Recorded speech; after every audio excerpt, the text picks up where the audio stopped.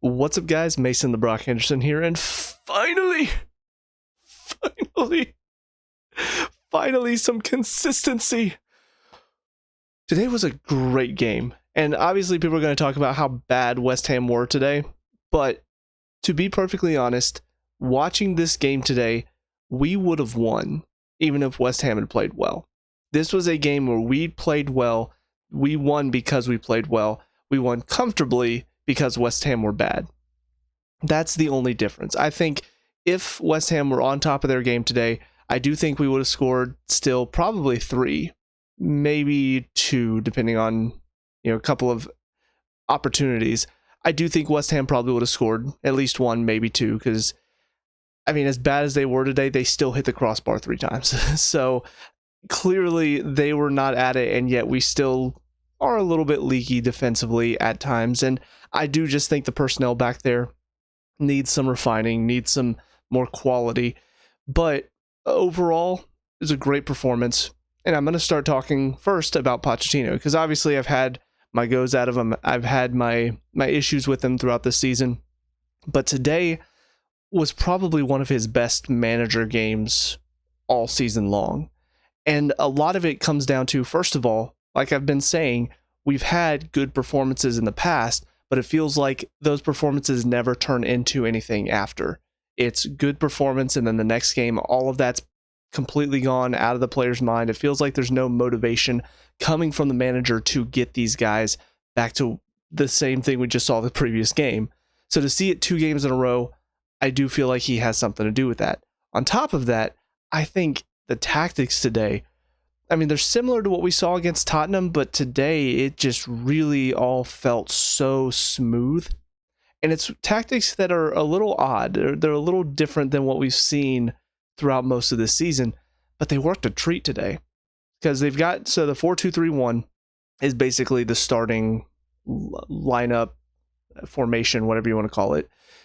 But as the game progressed, you could see when the ball was on the other side of the field, it kind of became a 4-1-4-1, where Caicedo is sort of sitting a little bit deeper in the midfield. Gallagher pushes up next to Palmer. Your fullbacks sort of give some support, and it provides a little bit more aggression to go at them, but still holds enough back to where we can stop any possible counterattack. After a little bit of time, it sort of morphs, though, into kind of a 3-2-4-1 in a way. It's a really weird setup, but essentially Cucurella pushes inside next to Caicedo. Chalobah drops back and becomes basically a third defender. And then you've got Mudryk and Madueke running the wings. Obviously Gallagher and Palmer sitting a little further forward and behind Jackson.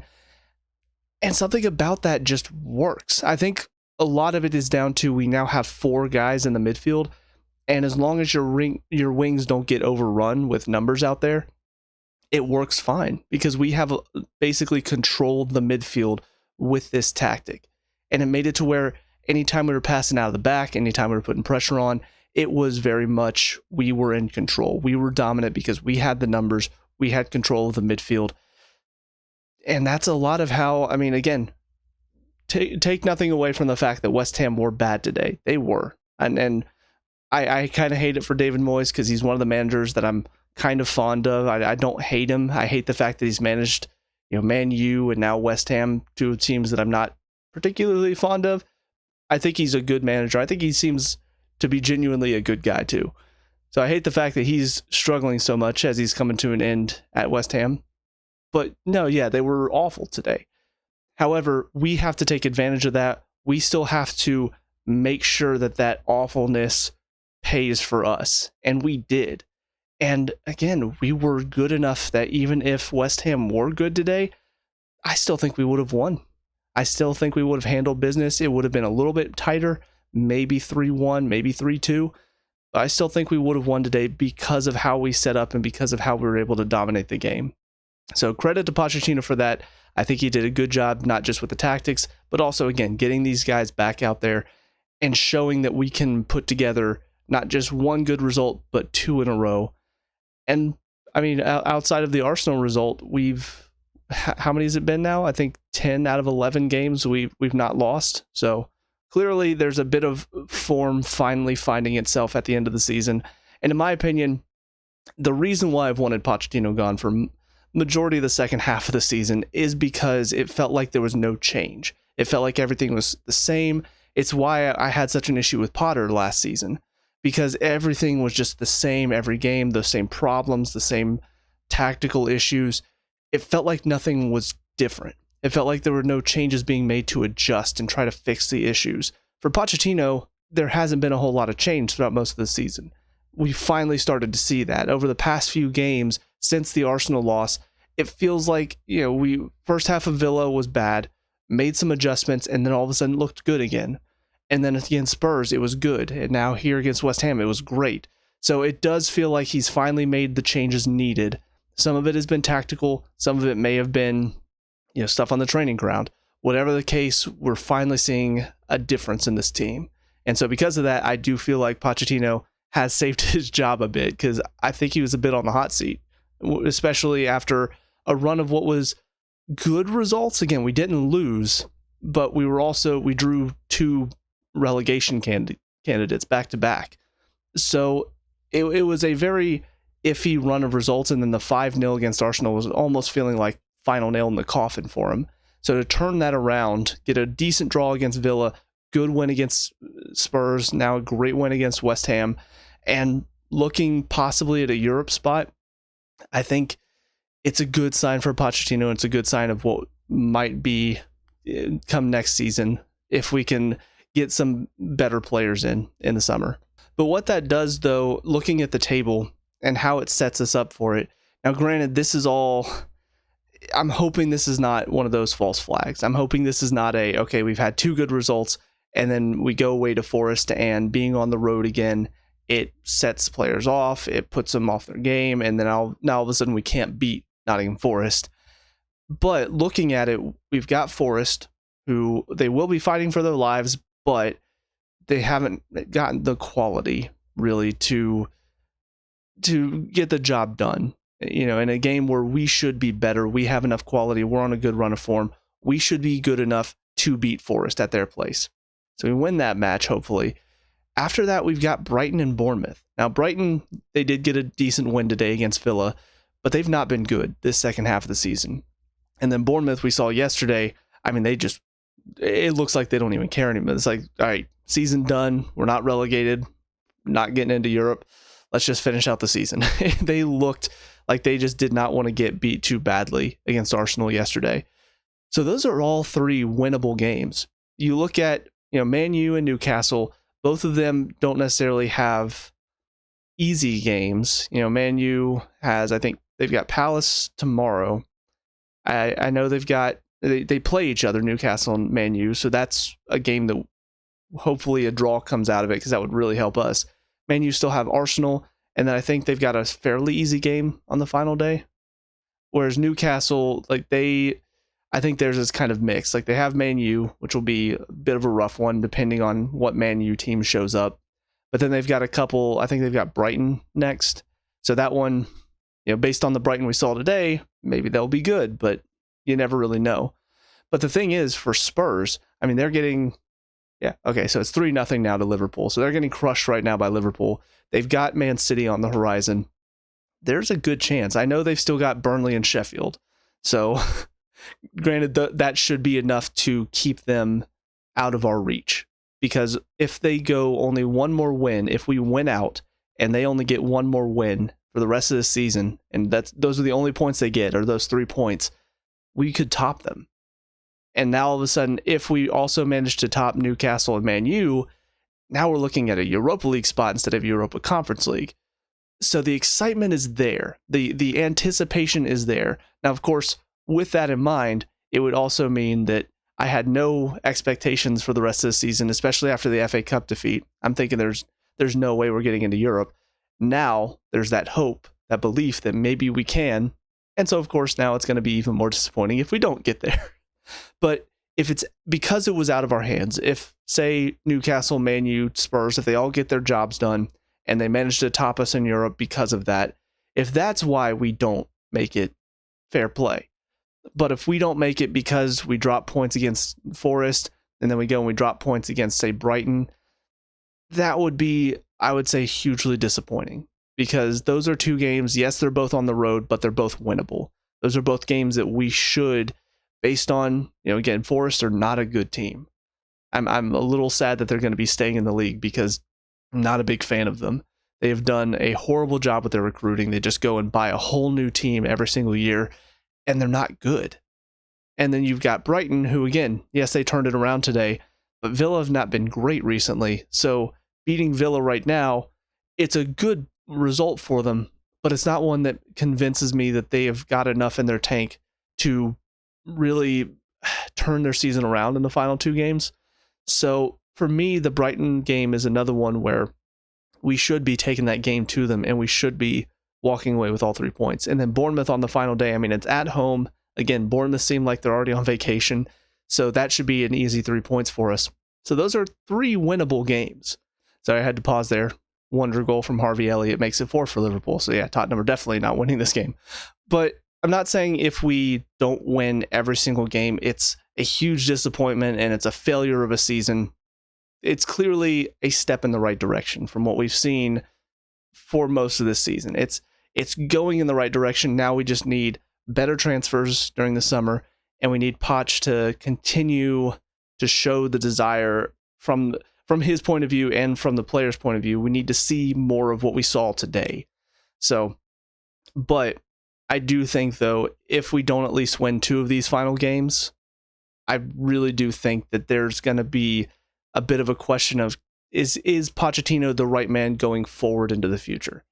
Because it's similar to Tuchel, where yes, he won the Champions League, and yes, he got us into the final 4 or into the top 4 for that season. He was in charge for the whole season. But both seasons where we ended up in the Champions League with him, it did not feel like we got the job done. It was more so the teams around us didn't get the job done, and we lucked out and made it top 4. There was enough there that had me concerned about him long term. And so whenever we started very poorly the next season, when Bowley first came in, and it felt like the transfers weren't quite right, it felt like there was a disconnect between Tuchel and Bowley and the people higher up. There was definitely already a mindset, for me at least. I know a lot of people loved him because of the Champions League victory, but I didn't think going forward Tuchel was the right guy. I felt like there were too many gaps based on his league performances, based on how we couldn't get the job done in the league. So for Pochettino, these are 3 games where we need to get the job done. So yes, if we don't win all 3, it's not a failure of a season. But if we don't win at least 2 of them, if we lose any of these games too, I think is another thing that needs to be said. I think there's going to be a sign that when it comes to crunch time, Pochettino may not be the guy. Pochettino may not be the manager that can get us across the line when we need to. And we've already kind of seen it in the finals, in my opinion. So we'll see what happens next. But anyways, on to the individuals. So first of all, I'll start with Petrovic. I mean, obviously didn't have too much to do today. He did make one decent save off of one of the free kicks from Ward-Prowse. But for the most part, wasn't really called into too much today. There was one point where he came out with a fist to punch it on a corner and basically laid it up for Bowen to hit the crossbar again. So little nervy, and again, I still feel like we need a better keeper in general, only because, as I've said before, if we want to be challenging for the top 4, we need a world-class keeper. Petrovic is not. He's a good keeper. I think he's solid, definitely better than Sanchez, but we need a world-class keeper if we really, truly want to be challenging. As far as the back 4 is concerned, obviously, probably our weakest part of the game today, because again, West Ham were awful, still managed to hit the bar 3 times. So there was still a bit of a question for a couple of them. Chalobah, I still don't think he's a good right back. That's not where he normally plays anyway. And I think today there were a couple of moments where that did show. I feel like he's better whenever he can be in the center and breaking up play, not having to run down the line with a winger, and try to cut off crosses. That's not his strong suit. So didn't have to do it too much, but the couple of times where he did have to, felt like he wasn't really fully on it. He did okay. I feel like, again, there are better options there. I feel like you put Gilchrist there, he probably does a little bit more than Chalobah does, just because he's used to playing that position. But I understand Gilchrist is still young, he's still learning. I understand why you went with Chalobah. I just still feel like positionally, I'd rather have somebody else there. Now, granted, there also is the case for, well, the way we were playing today and the way that Cucurella slides inside and we go kind of a back three at times, Chalobah does fit that a bit better. And whenever we did that, he did okay. It's those moments whenever we were back in the back four and he had to be the right back. I just feel like it wasn't the best we've seen from him. But again, I think a lot of that's just down to where he is positionally. Silva, for the most part, did okay, calm, composed. I think this is his penultimate game at Stamford Bridge, so great to see him get an assist. Would have been nice to see him get on the score sheet, but still, it was a nice header back across for the third goal. But yeah, overall, he was fine. There was a couple of moments where he was a little slow to step out and got turned because of it, but he does his job fine for the most part. Badiashile, one of his better games, but still definitely lacking in quality at times. His passes can be a bit scary whenever we're knocking it around in the back, and then suddenly he just pings the ball into the midfield, and you just never really are sure where it's going to go because he's not the most accurate passer. But defensively, I thought he looked better today than he has done. But granted, I mean, it's basically you're going from rock bottom. It's not hard to look better. But I think he is growing, hopefully, a little bit. I still don't think he's a good option to have. I still think we can go get a better option or have better options here at the club. But for what we're seeing from him, based on what we've seen from him for most of the season, I think it's an improvement. So I'll give him credit where credit's due. I just still think we can go get a better option. Cucurella, again, still a little naive in his challenges, but his hard work and his willingness to run and be an option in the midfield, it really helped us. And I think my frustration with him mostly comes from the defensive side of his game, but when he doesn't have to be a defender, when he doesn't have to play that left back position, I think he actually looks okay. It's the moments whenever he's one-on-one and he has to run down the line with a winger, that's where it can get a bit scary. Those are the moments whenever I feel like he's out of his element. He's not going to be able to hold his own against the better players in the league. But yeah, today, I mean, he looked really good coming into the midfield, getting on the ball, making things happen, causing issues for West Ham as well, because he got a couple of them riled up with the way he goes flying in, and he's a nuisance. So I think this is one of his better games. I still think there's more we can get from other players, but I think for what he was asked to do today, I think he did his job very well.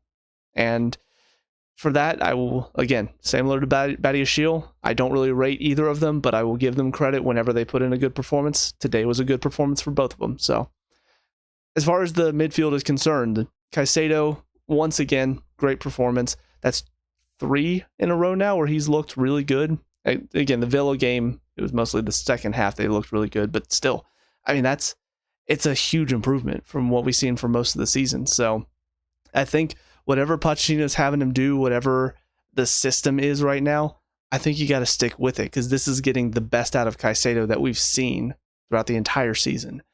And because of that, I think the team as a whole looks better. Because if your midfield is not performing, typically that's where things fall apart, because that's the connective tissue. You can't have a poor midfield and expect to win games. Obviously, you could say that about your attack and your defense, but if your defense is bad but your attack is good, you can outscore the opponents. If your attack is bad but your defense is good, sometimes you get that lucky goal and then you just hold them out. If the midfield is bad, though, you lose control of the game. You can't control the game at all, and the other team will just run over you.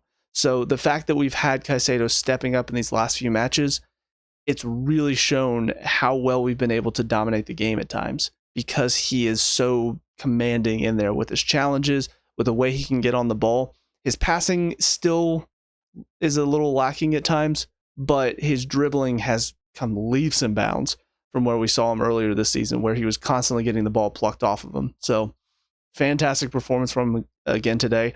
Honestly, so much so that if not for the fact that a couple other players did even better, Caicedo would be my man of the match. But we'll get to the man of the match in just a minute. As far as the three in behind Jackson, Mudryk was the odd man out today, I think.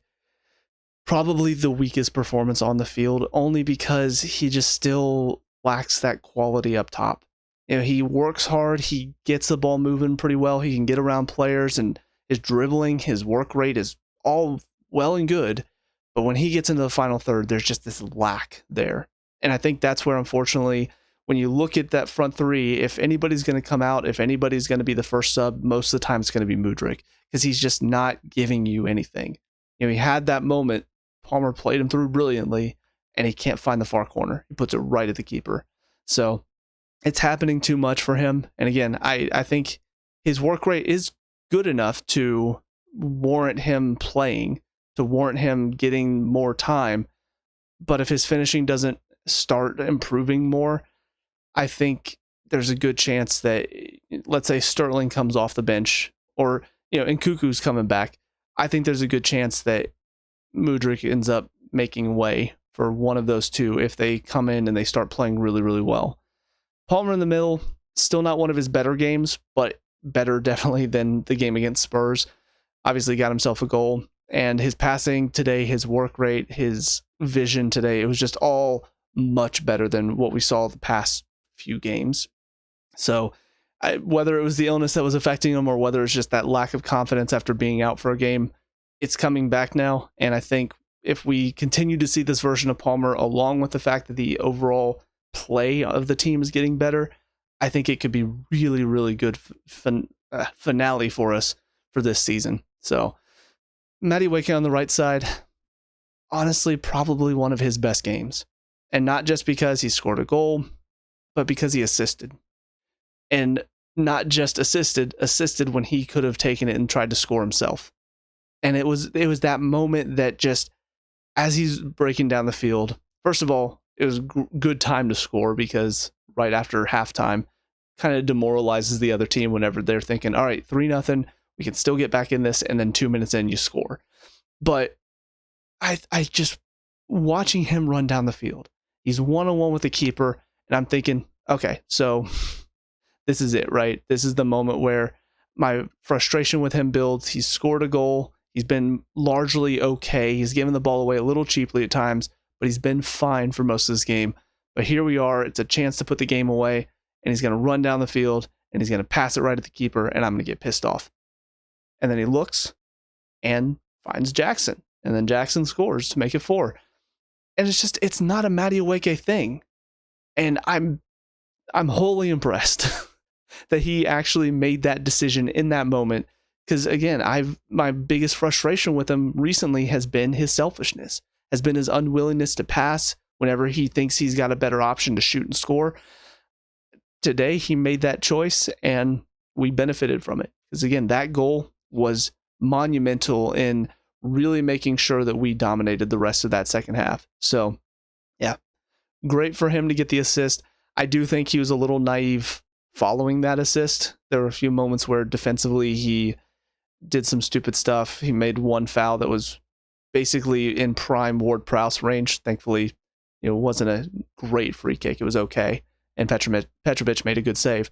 But yeah, defensively, I think he could still work a little bit harder. He showed a little bit of it against, I think it was Villa in the second half.